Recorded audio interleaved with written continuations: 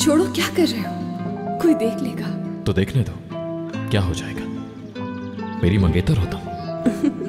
एक हफ्ते बाद हमारी शादी हो रही है। फिर भी हाथ छोड़ मेरा। कभी नहीं, क्योंकि मैं छोड़ना ही नहीं चाहता। मुझे तो ये समझ नहीं आ रहा, दादा ने इजाजत कैसे दे दी? जिंदगी में पहली दफा। क्या? ये सब मीरान। क्या मतलब? आज से पहले कभी किसी के साथ बाहर नहीं गई मैं, पहली दफा है।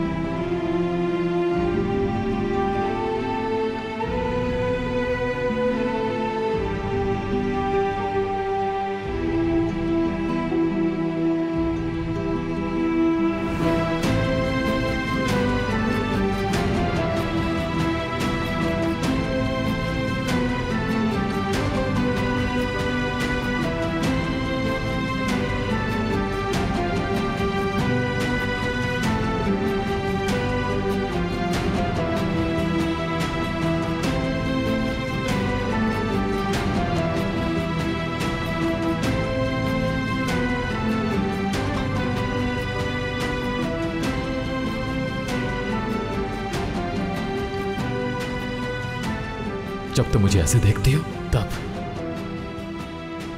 यहां मेरे दिल पर छुरियां चलती हैं रियान। बहुत मुश्किल है मेरे लिए। मेरे साथ ऐसा मत करो प्लीज, ऐसा मत करो।